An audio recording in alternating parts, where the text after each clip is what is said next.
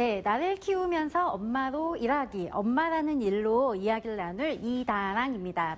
제가 시작하면서 질문을 좀 드리고 싶어요. 엄마이신 분도 계시고요. 또 집에 다 엄마는 있으시지요? 네, 엄마는요, 일일까요?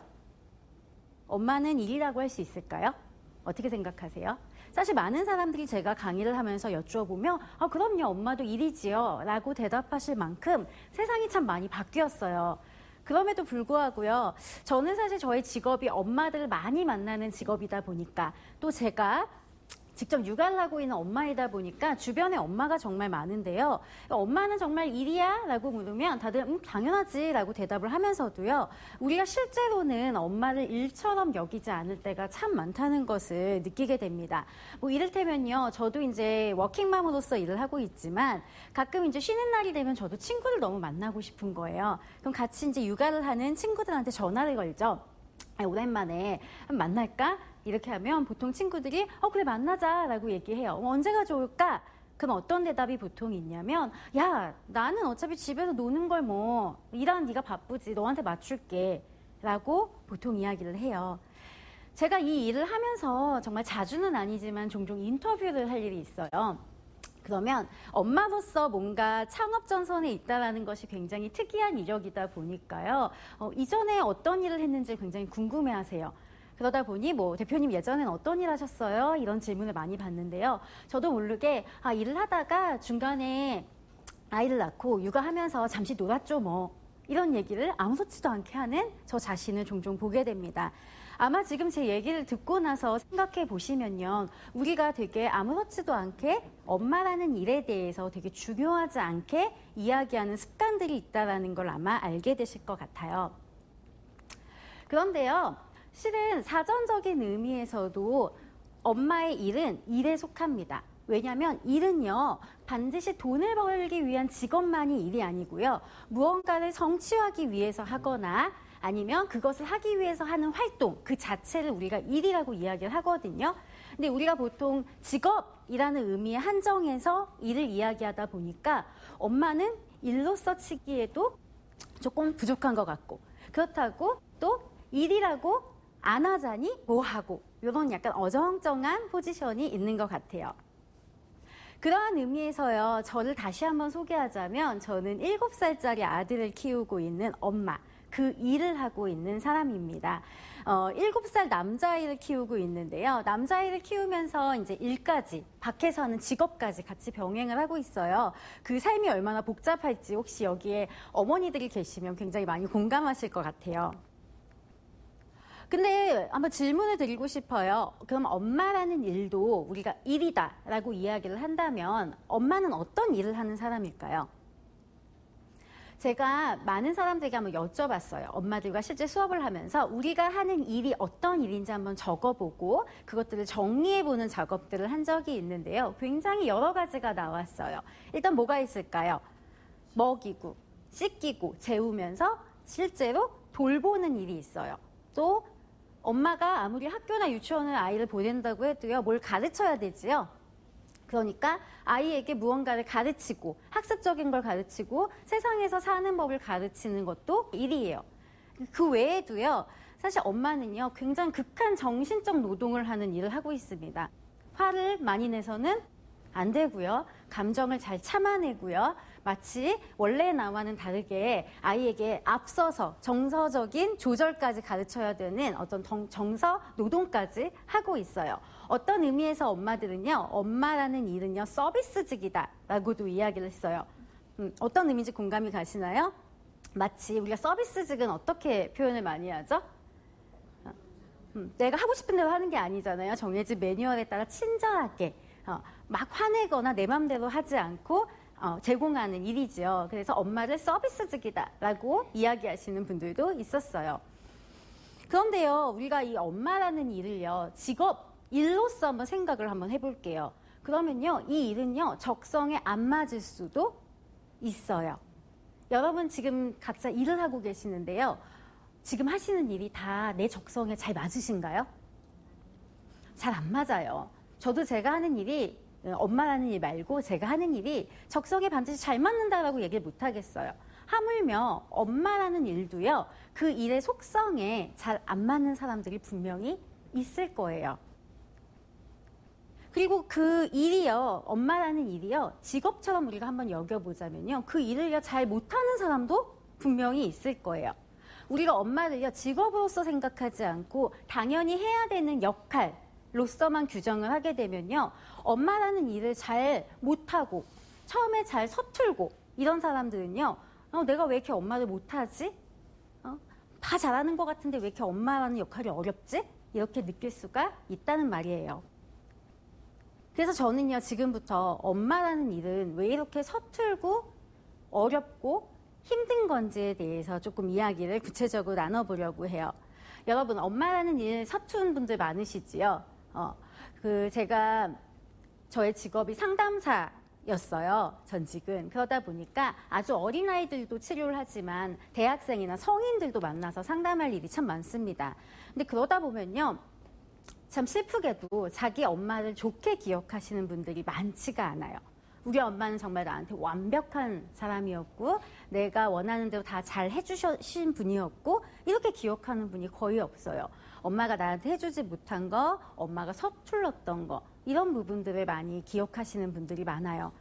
저도 사실은요, 지금 이 나이까지 오는 동안 제가 살면서 물론 긴 시간은 아니지만 엄마에 대해서 늘 좋게만 여겼던 것은 아니었어요. 저의 친정 엄마에 대해서. 그런데 제가 엄마가 되고 나서 제 엄마가 저만큼의 나이였을 때 저를 낳아서 키운 거 아니에요. 그때 엄마를 한번 생각해 보니까 너무 서툴고 힘들 수밖에 없었겠구나라는 생각이 드는 거예요. 왜냐하면 이것이 차라리 직업이라고 한다면요, 내가 인턴도 할 수 있고요, 실습도 좀 할 수 있고요, 위에요 사수가 있어서 나한테 일을 좀 인수인계도 해주고요, 매뉴얼도 좀 있고 이랬어야 된단 말이죠. 그런데 엄마라는 건요, 우리가 직업이다, 일이다 라고 얘기하지만 여기 중에 엄마가 되면 혹시 인수인계 받으신 분 있으세요? 없단 말이에요. 우리는 어느 날 갑자기 덜컥 임신이 되고 한 아이를 딱 안아들면서 굉장히 무거운 직책을 맡게 돼요. 갑자기 그 자격이 없는데 승진을 한 기분이죠. 고속 승진. 갑자기 책임을 많이 져야 되고 해야 할 일들이 많아지게 되는 거예요. 그래서 이 엄마라는 역할을 하면서 충분히 서툴 수가 있단 말이죠. 그런데 조금 더 자세히 얘기해 보면요, 우리가 이 엄마라는 역할이 서툰 이유 중에 하나는요, 이 엄마라는 직업은 굉장히 예측 불가능한 일이기 때문이에요. 이 예측 불가능하다는 말이 어떤 말이냐면요, 제가 처음 대학을 졸업하고 대학원을 다니면서 사회생활이라는 걸 시작했을 때가 생각이 나요. 집에 가는 길에 항상 많이 울었던 것 같아요. 왜냐하면 제가 못하는 일이 너무 많은 거예요. 저는 졸업하기 직전에 원래 약간 좀 자신감이 있잖아요. 한참 젊고. 근데 막상 세상에 나가보니까 제가 할 수 없는 일이 너무 많다라는 걸 깨달았고, 그런 나를 막 잘 가르쳐주고 도와줄 수 있는 사람이 생각보다 많지 않은 거예요. 그런데 첫 해에는 정말 죽지 못해서 일을 했는데요, 시간이 계속 지나다 보니까 어느 순간 익숙해진 나를 발견하게 되는 거예요. 그 일이 예전처럼 부담스럽지가 않은 거죠. 심지어 내가 하고 있는 파트가 바뀌고 내가 하고 있는 업무가 조금씩 바뀌어도요, 예전만큼 힘들지는 않았어요. 왜 그럴까요?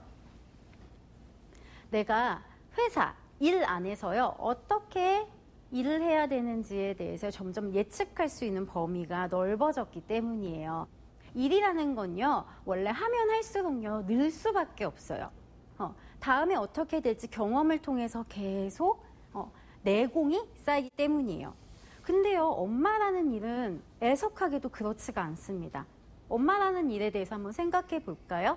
오늘 키우는 아이와요, 내일 키우는 아이는 다른 아이예요. 여기 특히 영유아를 키우시는 분들이 있다면 훨씬 더 공감하실 텐데요. 1년 전의 아이와 오늘의 아이는 완전히 다른 아이예요. 제가 상담을 하다 보면요, 되게 어린 친구들의 엄마를 상담할 때도 있고요, 청소년 아이들의 엄마도 많이 만나고 또 대학생들도 상담을 많이 하다 보니 간혹 어머니들과 통화하는 일이 있어요. 그런데 고민이 다 똑같으세요.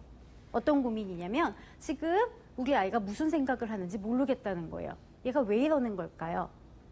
무슨 말이냐면 우리가 엄마라는 직업을 계속 몇 해, 10년 차, 15년 차, 20년 차 이렇게 계속 가게 되면요, 원래는요, 이 엄마라는 일에 대해서 익숙해져야 되거든요. 그런데 이 일을 해야 되는 대상인 아이를 키우는 일은요, 그런 정형화된 계획과 예측될 수 있는 범위가 굉장히 적다라는 거예요. 특히 우리가 이제 사람을 다루는 일은 더욱더 어렵지요. 그러다 보니까요, 내가 벌써 엄마를 한 지 5년, 10년이 됐는데도 내가 여전히 엄마로서 너무 어려운 것 같고, 엄마로서 할 수 있는 일이 너무 적은 것 같다라는 그런 자괴감을 많이 경험하게 되죠. 그래서 엄마라는 직업은 시간이 지나간다고 해서 능숙해지거나 더 쉬워지는 일이 아니라고 생각을 합니다. 두 번째는요, 여러분 회사를 많이 다니고 계시지요? 회사를 다니면요, 한 10년 정도 다니면 어떻게 되나요? 진짜 어마어마한 사고를 치지 않는 이상은요, 승진이라는 걸 해요.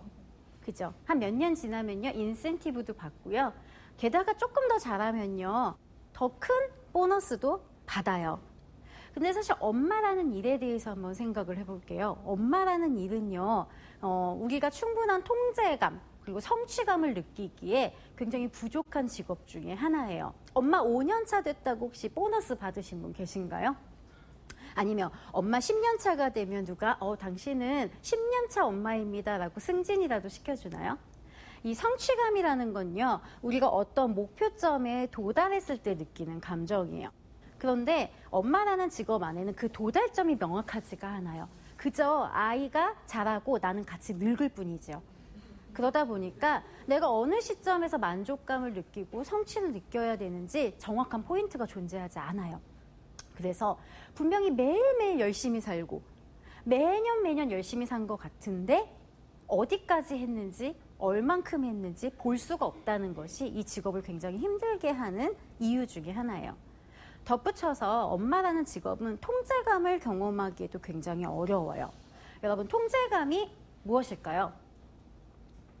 통제감이란 단어는요, 사실 많은 사람들에게 되게 일반적이지 않은 단어이지만 심리적인 건강을 좌지우지하는 굉장히 중요한 감정 중에 하나예요. 뭐냐면 내가 내 주위를 둘러싼 환경을요, 내가 컨트롤하고 있다라고 생각하는 믿음이에요. 이 통제감이 사라지게 되면요, 내가 어떤 일을 하든 어떤 상황에 있든요, 이 상황이 내 주도에 의해서 이루어지는 상황이 아니라고 여겨지기 때문에 정서적인 압력도 커지고요, 스트레스도 높아지게 될 수밖에 없어요. 근데 이 엄마라는 직업은요, 이 통제감을 느끼기가 굉장히 어려운 직업 중에 하나예요. 왜 그럴까요? 내가 내 환경을 통제한다는 경험이 없는 것은 물론이고요, 기껏 통제를 해놨더니 수시로 깨지기 일쑤입니다. 제가 아이를 키우면서 되게 어려웠던 일들 중에 하나는요, 저는 굉장히 외향적인 사람이에요. 외향적이다라는 의미는요, 에너지를 밖에서 얻는다는 의미예요. 그냥 단순히 말을 잘하고요, 표정이 밝으면 외향적인 것이 아니고요, 에너지를 혼자 있을 때 많이 흡수하시는 분들은 내향적이고, 사람을 만나고 환경과 이렇게 상호작용을 해야지 에너지가 생기시는 분들은 외향적인 분이에요. 근데 이런 외향적인 제가요, 맨날 아이 얼굴만 보면서 집에 갇혀 있었던 거예요. 그러니까 에너지가 매일같이 빠져나가기 시작하는 거죠. 또 아이를 키우면요, 사람다운 대화를 나누기가 힘들어요. 항상 그랬어? 그랬구나. 이런 말만 쓰게 돼요. 그러니 나 정말 인간하고 너무 대화 나누고 싶다. 막 이런 마음이 이제 드는 거죠. 그래서 힘들게 이제 약속을 좀 잡고 바깥 생활 좀 해봐야겠다라고 해서요, 온 자원을 다 동원해가지고 약속을 만들어냅니다. 그래서 남편에게도 일찍 와야 돼. 꼭 일찍 와야 돼 라고 얘기하고, 혹시나 몰라가지고 모든 세팅을 다 해놔요. 그런데 꼭 그 전날 무슨 일이 발생하냐면 애가 아파요. 애가 이렇게 미열이 나기 시작해요. 그럼 설마 했는데 낮부터 펄펄 끓기 시작하죠. 아니면요, 남편이 전화가 와요. 정말 미안한데 나 오늘 진짜 안 될 것 같아. 나 다 만나기로 했는데 남편이 일찍 못 와주면 그 약속을 못 가는 약속이 되는 거예요. 그런 경험이요, 한두 번이 아니고요, 계속 반복되잖아요. 그러면 정말 내가 내 삶에 대한 통제권을 잃었다, 이런 느낌이 들 수밖에 없어요. 그뿐인가요? 사실 이 통제감은요, 굉장히 쉬운 걸로도 얻을 수 있어요. 이를테면 내가 먹고 싶은 걸 먹고요, 내가 입고 싶은 걸 입는 것도 통제감이에요. 그런데 옷을요, 다 집어넣는데 안 들어가요. 이 내 몸이 내가 통제가 안 돼요. 다이어트 해야지, 스트레스 받으니까 막 먹어요. 요것도 안 되네. 밖에 나가려고요. 좀 이쁜 옷 좀 입어보려고 옛날에 했던 신발 한번 꺼냈어요. 한번 신고 나갔다가 웬걸요. 다시는 안 신었어요.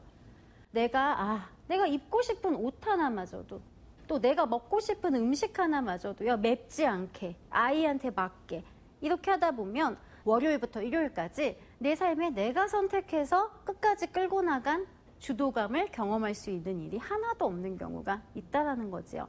이러다 보니까요, 내가 이게 내 일이야 라는 통제감, 성취감이 있어야 느는데, 내가 얼만큼 했는지도 잘 모르고 내가 통제도 할 수가 없다라고 느끼니까요, 이 일이 좀처럼 늘지 않는 거예요. 그러다 보니 엄마라는 역할이, 일이 계속 벅차고 힘들게 느껴질 수밖에 없는 거죠.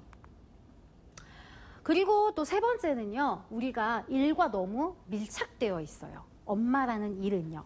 여러분, 오늘 이렇게 조금 쉬는 날이어서 강의도 들으러 오셨잖아요. 여기 일터가 아니잖아요. 우리가 일과 어느 정도 떨어져 있을 때 다시 일할 수 있는 힘이 생기거든요. 그래서 요즘 되게 중요하게 생각하는 말 중에 하나가 워라밸이잖아요. 그런데 엄마라는 일은요, 이 워라밸이 없는 직업이에요. 그냥 일과 생활이 항상 같이 붙어 있다고 보시면 돼요. 우리가 엄마가 되고 나서야 가장 많이 바뀐 것 중에 하나가 뭐냐면요, 내 방이 없어졌다는 거예요. 물론 아버지들 중에도 방이 없으신 분들 많고, 우리가 결혼하기 전에도 내 방이 없었던 적은 있을 수 있어요. 하지만요, 하다못해 서랍 한 칸이라도 내 거였어요. 그렇죠? 아니, 회사에 가면요, 내 책상이라도 있었어요. 근데 엄마가 되고 나서는요, 사실 집에 방이 있나요? 내 방?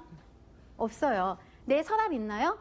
있죠, 부엌에. 근데 거기 막 칼 이런 거 들어있잖아요. 온 가족이 함께 쓰는 거. 나를 위한 작은 공간이 없는 것이 현실이에요. 그렇다는 건 물리적인 것뿐만 아니라 시간도 아침부터 밤까지 나만의 시간을 갖는다는 것이 굉장히 어렵다는 거죠. 근데 이렇게 되면요, 모든 사람은 능률이 떨어질 수밖에 없어요. 그러다 보니 엄마로서 하는 일도 처음에는 으쌰으쌰 좋은 엄마 돼야지 이렇게 생각하지, 시간이 계속 지나면 지날수록 에너지가 소진이 되고 채워질 수 있는 공간이 없다 보니까 일은 계속 서툴러질 수밖에 없는 거죠. 그리고 마지막으로는요, 우리가 엄마라는 일 자체를요, 일로서 여기지 않는 의식이 우리 안에 이미 있기 때문에 이 일이 좀처럼 늘지 않아요. 우리가 회사를 다니면요, 애지간하면 일이 늘게 되어 있어요. 왜일까요? 그게 일이니까요. 일은 잘해야 되는 거잖아요. 그러니까 열심히 하게 되고 일을 잘할 수 있는 방법들을 생각하게 돼요. 그런데 우리가 마음 한켠에서는 엄마라는 것도 일이지라고 생각을 하면서도 실제 엄마를 일처럼 여기지 않는 마음이 굉장히 크잖아요. 그러면 이걸 그냥 노동, 아니면 나의 역할, 이 정도로 그냥 생각하게 되는 거죠. 그러면 이 일을 어떻게 하면 잘할 수 있을까에 대해서 고민하게 되지 않아요. 그러다 보니 시간만 지날 뿐이지 엄마로서의 효능감이나 능률은 좀처럼 올라가지 않는 경우가 생기게 되지요. 자, 제가 지금까지요, 왜 엄마라는 일이요, 오랜 시간을 해도 왜 늘지 않는지에 대해서 일이라는 속성을 가지고 한번 이야기를 해봤어요. 근데 여러분 한번 상상해 보세요.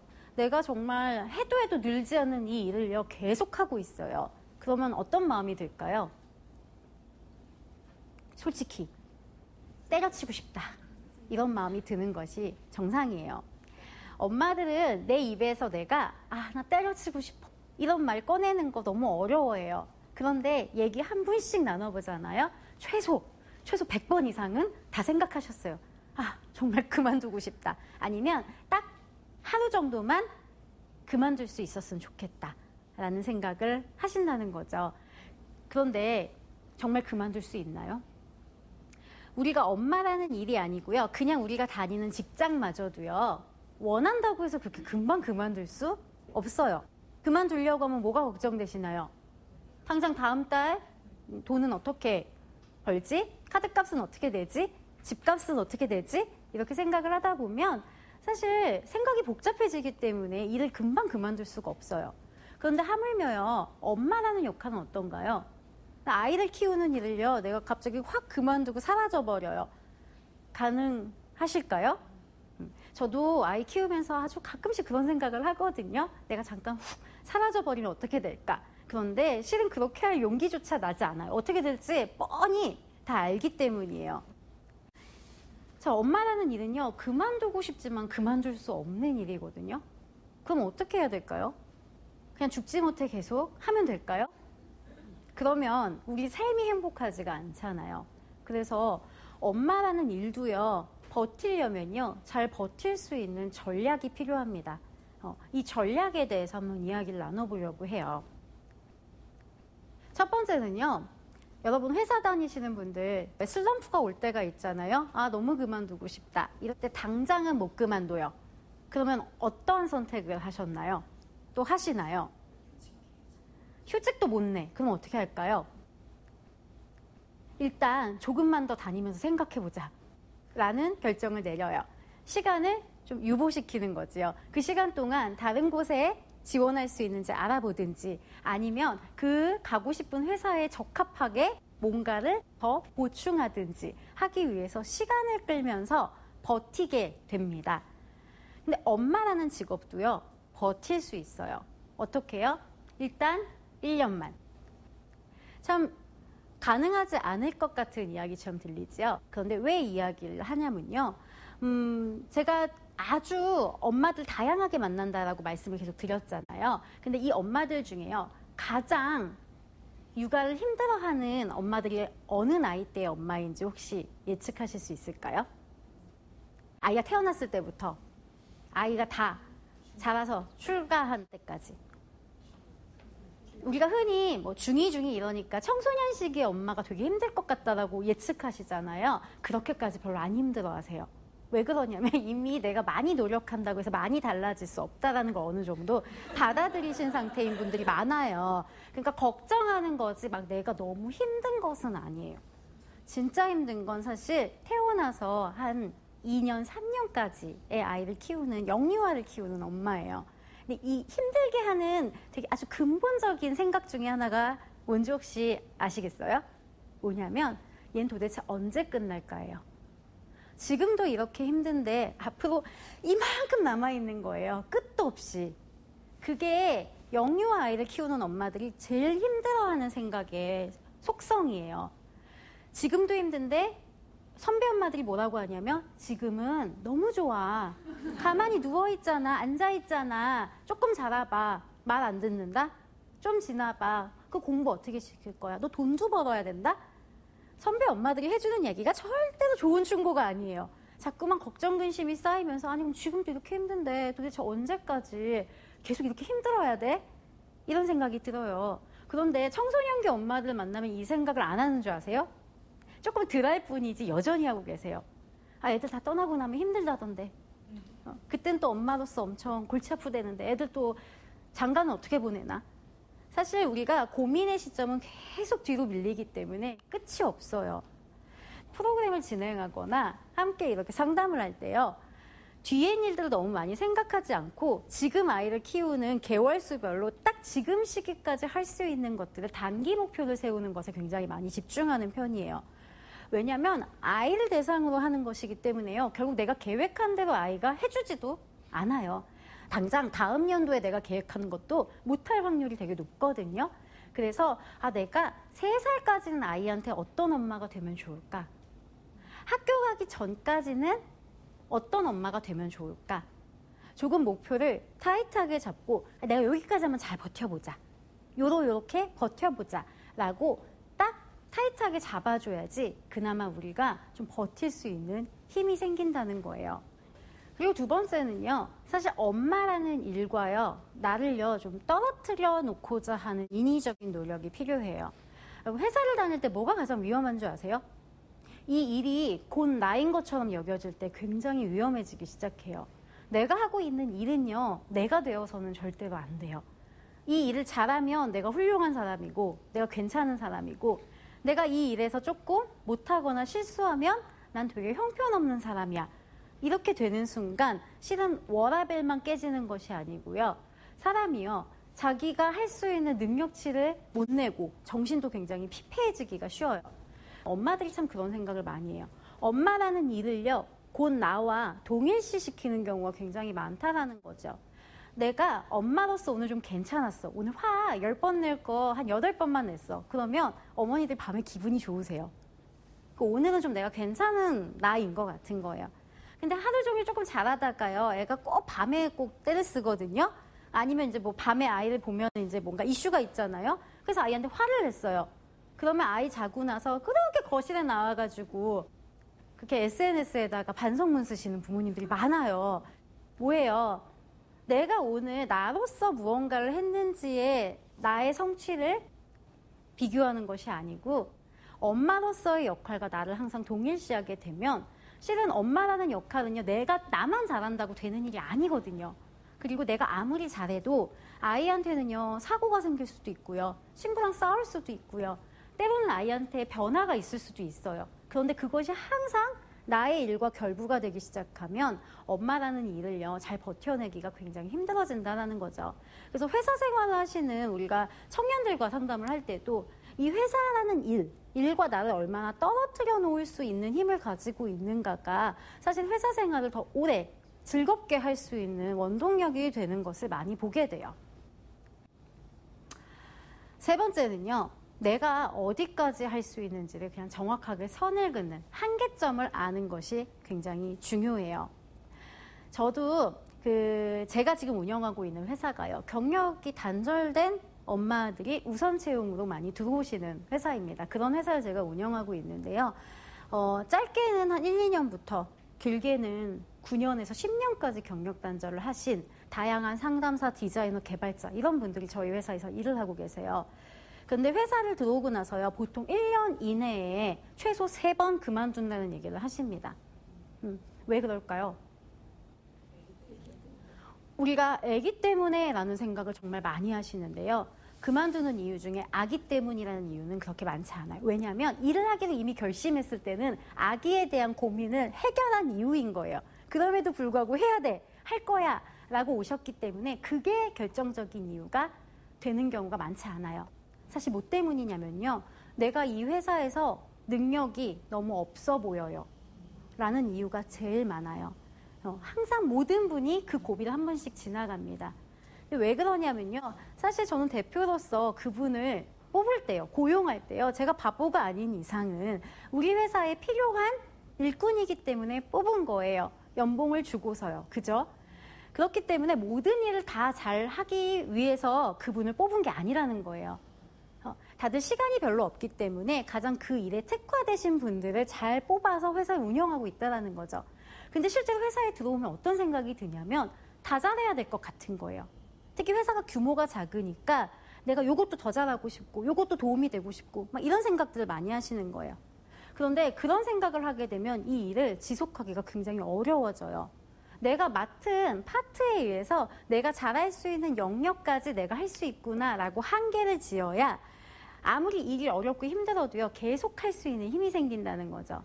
근데 엄마라는 역할도 마찬가지예요. 엄마라는 일도. 엄마 상담들 많이 하다 보면요, 이런 얘기들 많이 하세요. 아우, 선생님, 막 제 주변에 있는 엄마들 보면 막 엄마표 놀이, 뭐 엄마표 뭐 하면서 막 되게 열심히 해줘요.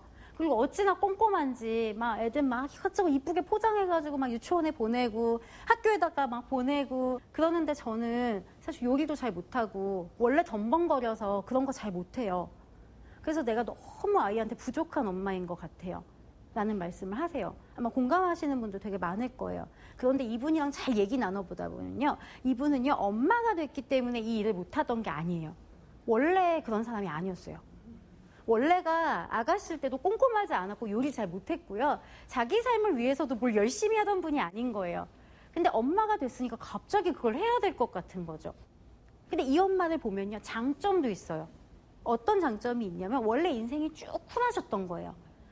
그래서 막 아이한테 과도하게 불안해한다라든가 아이한테 뭘 하라고 막 쫀다라든가 이러한 행동이 거의 없으시고 항상 상대방의 니즈에 맞춰서 편안하게 운영하는 되게 넉넉한 성격을 갖고 있는 강점이 있으시다라는 거죠. 뭐예요? 우리가 모든 엄마가요, 좋은 엄마로서 일의 속성을 다 가져갈 수 없어요. 어떤 사람은 이걸 잘하고 어떤 엄마는 이거로서의 강점이 있지요. 근데 엄마로서 조금이라도 살아보신 분은 다 아마 공감하실 거예요. 이 세상에 엄마라는 이름에 기대하는 메시지가 굉장히 완벽함을 요구할 때가 많아요. 이런 엄마, 이런 것까지 해주는 엄마, 이런 것까지 다 해줘야 좋은 엄마. 이런 것이 우리 안에 어느 정도 무의식적으로 자리 잡고 있다는 얘기죠. 그래서 이 일을요, 잘 버티기 위해서는요, 무엇보다 가장 먼저 해야 되는 것이 자기 발견이에요. 좋은 엄마가 되기 위해서요, 좋은 엄마로서 일을 하기 위해서 어떻게 해야 되지? 라는 방법을 찾는 건 나중 문제고요. 가장 먼저 해야 되는 것 중에 하나는 내가 원래 어떤 사람이었는지 자꾸 궁금해하고 발견하는 것부터 시작을 하셔야 된다는 거예요. 왜냐면 원래 엄마라는 일을 맡기 전에 나도 좋은 강점을 가진 사람이었기 때문이에요. 그리고 또한 이 일을 하면서요, 우리가 잊지 말아야 할 것 중에 하나가 이 엄마라는 일을 하는 동안 여기에다가 어떠한 가치를 부여할 것인가에 대해서 생각을 해봐야 돼요. 회사를 다니면서 되게 힘든 순간이요. 이 회사를 내가 왜 다니는지 모르겠다 라고 느껴질 때가 사실 제일 무기력하고 힘들어요. 저도 저희 남편이랑 얘기하다 보면 내가 이 회사에서 뭘 얻을 수 있는지 모르겠다라고 느껴질 때 가장 많이 힘들어합니다. 특히 요즘 젊은이들은요, 더더군다나 직장에서 자기 성장을 굉장히 중요하게 여겨요. 근데 우리가 엄마라는 일을요, 이 프레임에 맞춰서 한번 생각을 해볼게요. 엄마라는 일도요, 직업이지요. 그러면 사실요, 엄마를 되게 잘해야지. 좋은 엄마가 나의 목표예요. 라고 생각하기 이전에요, 이 엄마라는 일을 하는 동안 내가 무엇을 추구하는지, 내가 뭘로써 성장하고 싶은지에 대해서 고민이 병행이 되어야 해요. 왜냐하면 회사도 그렇게 해서 버틸 수 있기 때문에 엄마라는 일도요, 이 직장 안에서 나는 무엇을 가져갈까? 내가 아이를 다 키웠을 때 지금보다 내가 어떤 사람이었으면 좋겠는가? 엄마이기 전에 나는 참 이런 사람이었는데 내가 엄마 노릇을 하면서 최종적으로 내가 이전보다 조금 더 따뜻하고 조금 더 이런 일들을 잘했으면 좋겠다라는 자기 개인의 성장 목표가 같이 KPI로 존재를 해야 이 엄마라는 일을 견뎌낼 수 있다는 얘기예요. 왜냐하면 회사는요, 내가 아니거든요. 일이 내가 아니듯 회사는 내가 아니에요. 그래서 육아를 하고 있는 이 환경이요, 곧 나의 성장을 자동적으로 높여주는 곳은 아니에요. 회사에서도요, 내가 가져갈 수 있는 걸 열심히 찾아 드셔야 되잖아요. 가만히 있으면 누가 챙겨주지 않아요.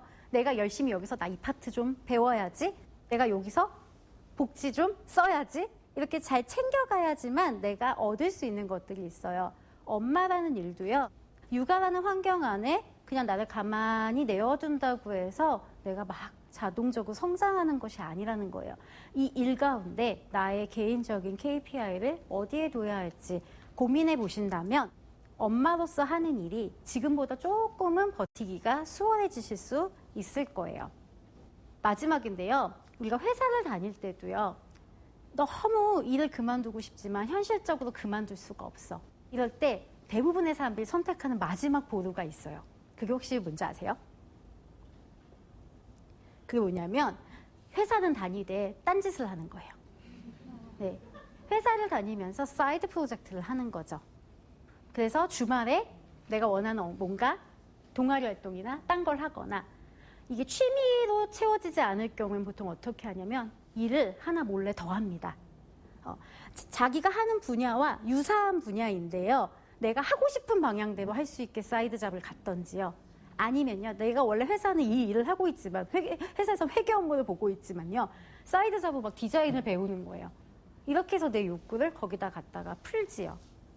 자, 공감하시지요? 우리 분명 아가씨 때도 그렇게 버텼어요. 자, 엄마라는 일 잘 하려면 어떻게 해야 될까요? 열심히 노력했어요. 나와 육아를 분리하려고도 해봤고, 내 개인 목표도 세웠고, 내가 누구인지도 알려고 했고, 너무 지나친 목표 설정도 안 하려고 노력했어요. 그런데도 쉽지 않아요. 그럴 때 우리가 가장 적절하게 선택할 수 있는 대안 중에 하나는 육아 말고 딴 걸 하는 거예요.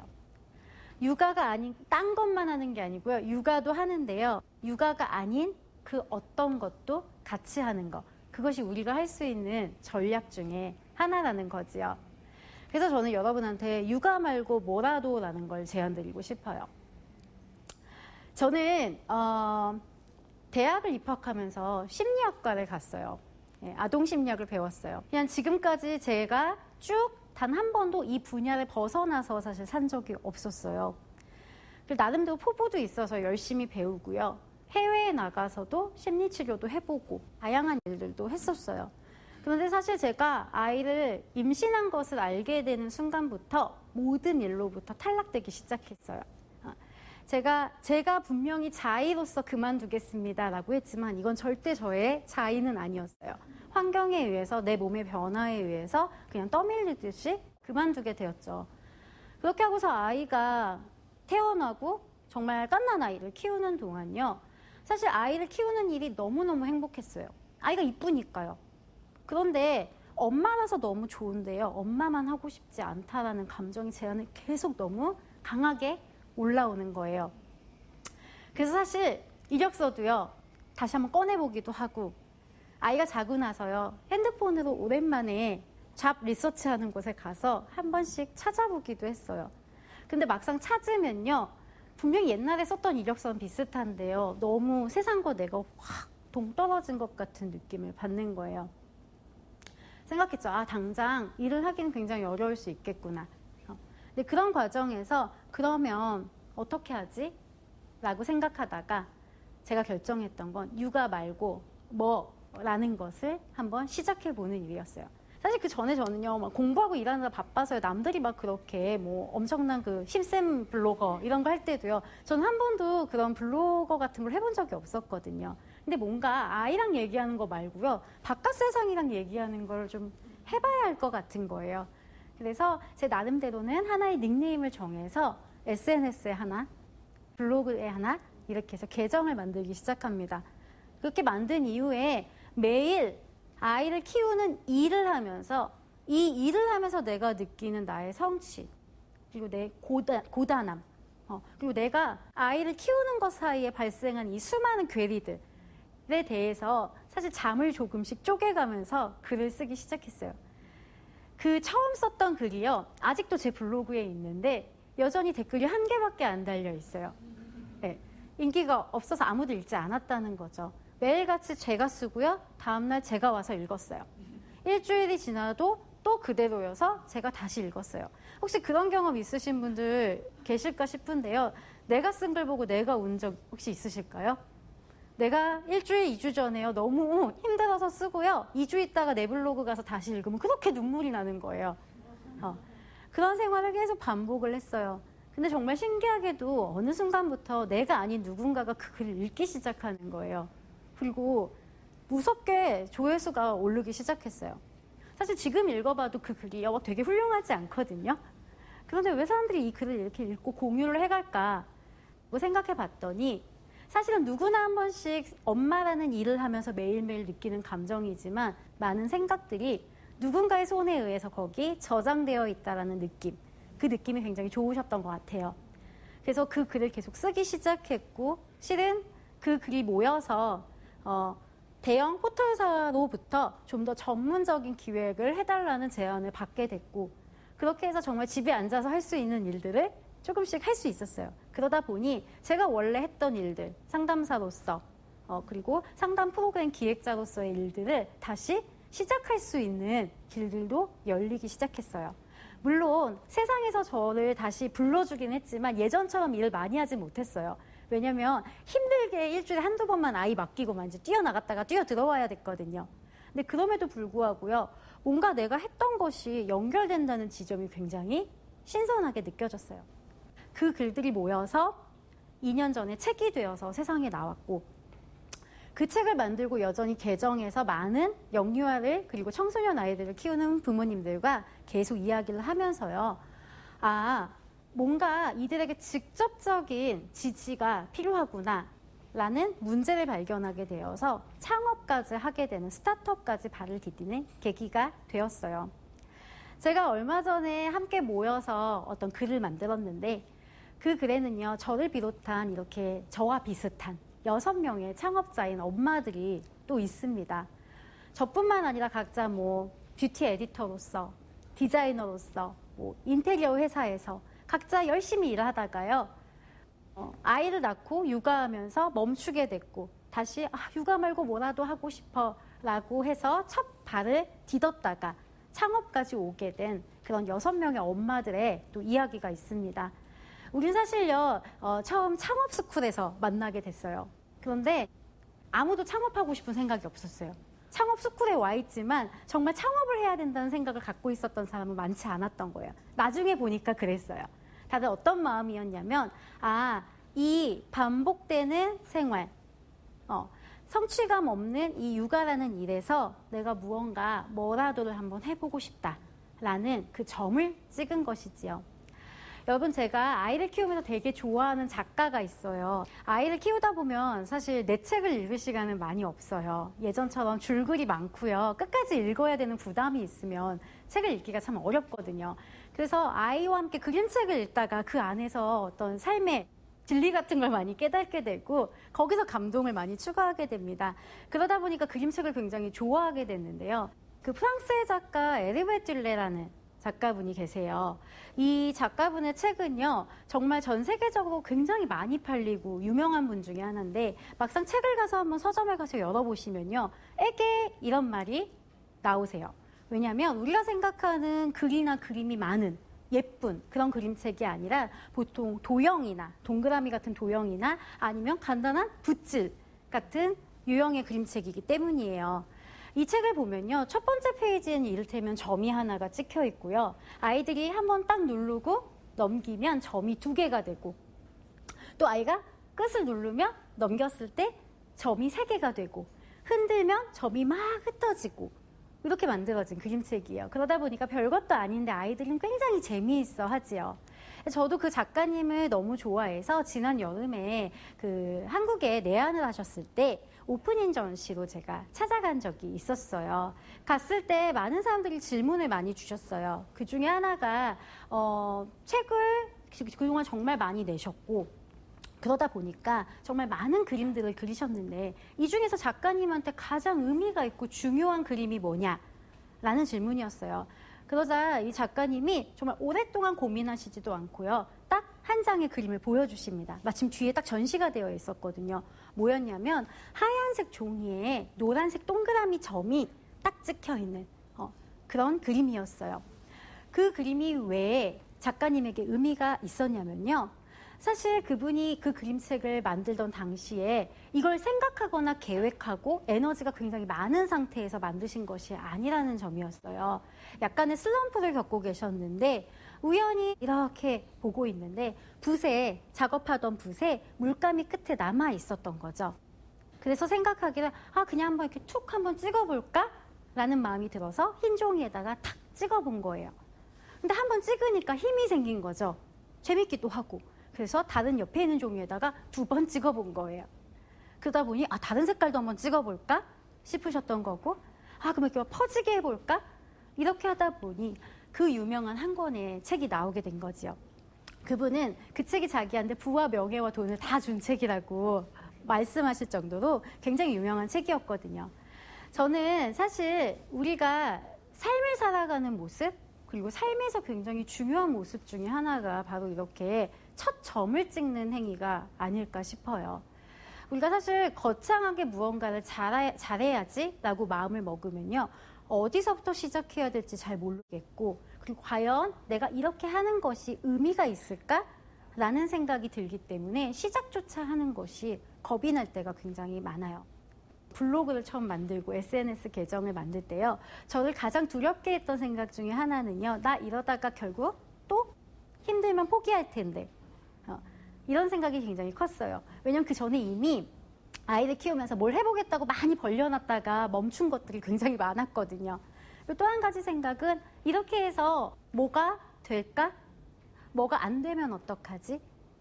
다행히 이거 해서 조금이라도 내가 강의라도 할 수 있거나 책이라도 만들어지면 굉장히 럭키하겠지만 그냥 이렇게 쓰다가 끝나버리면 어떡하지? 라는 생각들이 굉장히 저에게 부담처럼 느껴졌어요. 왜냐면 사람들은요, 그냥 그런 거 쓸데없는 거 하지 말고 아이나 잘 키워, 이런 얘기도 되게 서슴지 않게 많이들 하시거든요. 그런데 점을 찍지 않으면요, 사실상 다음 것을 기대하기가 굉장히 어려워요. 엄마라는 일을 하는 기간 동안요, 사람들은 사실 자기 자신을 성장시킬 수 없을 거라고 많이 생각을 합니다. 엄마로 살면 사실 엄마로서의 역할을 1번으로 가장 잘해야 되고 나의 모든 것을 다 내어줘서 아이를 잘 키우는 일에 집중해야 된다는 생각들이 우리 안에 있기 때문이에요. 우리의 엄마들의 세대에선 그것이 더 팽배했고 여전히 요즘의 젊은 엄마들이 예전에 비해서 굉장히 자기를 아끼고 사랑하고 주체적으로 사는 것 같지만 제가 실제로 만나는 아주 일반적인 많은 엄마들은요. 여전히 마지막 선택에서 아이 때문에 내려놓는 경우가 굉장히 많아요. 우리 사회에서 또 우리의 내부에서 주고 있는 되게 강력한 메시지가 있기 때문이지요. 근데 엄마라는 일을 하는 기간에도 사실 우리는 우리 자신을 성장시킬 수 있습니다. 우리가 회사를 다니면서요, 이 회사를 그냥 다니는 것과 내가 이 일에다가 가치를 부여하는 것은 굉장히 다른 결과를 갖게 되지요. 여러분이 엄마로 사신다면 또 이 방송을 보시는 분들 중에 엄마로서 사는 삶에 내가 너무 갇혀서 어렵고 힘든 분들이 있다면 너무 거창한 것을 하시기보다는요, 육아 말고 뭐라도라는 한 점을 찍는 것에 시작점을 두셨으면 좋겠습니다. 그리고 그렇게 육아 말고 뭐라도를 하는 여러분을 응원하도록 하겠습니다. 강의 끝까지 들어주셔서 진심으로 감사드립니다. 고맙습니다.